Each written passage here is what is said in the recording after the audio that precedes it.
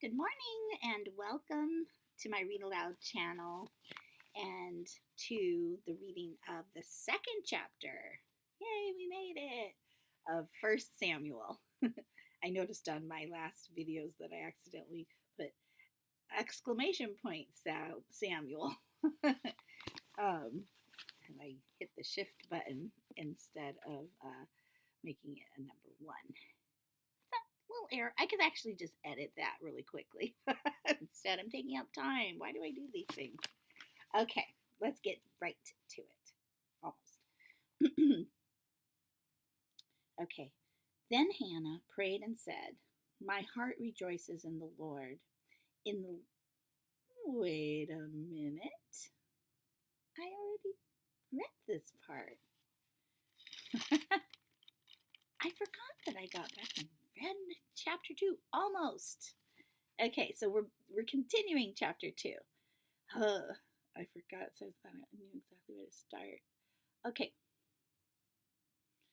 I know I got through Hannah's prayer, and I had commented on that. And I had said, wow, that was for the Spirit in her. I mean, obviously, we weren't given the Holy Spirit to dwell in us until Jesus returned to heaven, be seated at the right hand of the Father in the New Testament. But I just, I do know that the Spirit also worked through people, obviously, to write these words, too. So, yeah, I just thought that was a really great prayer. So what I'm going to do is start from after the prayer. Okay, so now I'm going to be repeating quite a lot, actually. Then Elkanah went home to Ramah, but the boy ministered before the Lord under Eli the priest. Eli's sons were scoundrels. They had no regard for the Lord. Now it was the practice of the priests that whenever any of the people offered a sacrifice, the priest's servant would come with a three-pronged fork in his hand while the meat was being boiled, and would plunge the fork into the pan or kettle or cauldron or pot. Whatever the fork brought up, the priest would take for himself. This is how they treated all the Israelites who came to Shiloh. But even before the fat was burned, the priest's servants would come and say to the person who was sacrificing, "Give the priest some meat to roast. He won't accept boiled meat from you, but only raw." If the person said to him, "Let the fat be burned first, and then take whatever you want," the servant would answer, "No, hand it over now.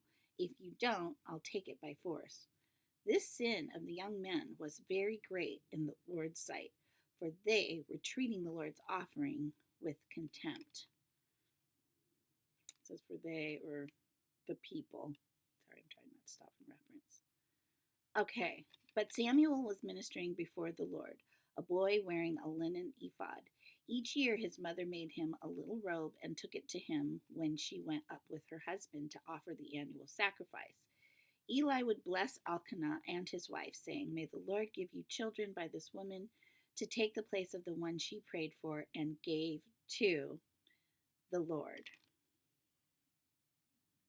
Gave to or asked from. Okay, I'm referencing still. All right. Then they would go home, and the Lord was gracious to Hannah. She gave birth to 3 sons and 2 daughters. Meanwhile, the boy Samuel grew up in the presence of the Lord. Now Eli, who was very old, heard about everything his sons were doing to all Israel and how they slept with the women who served at the entrance to the tent of meeting.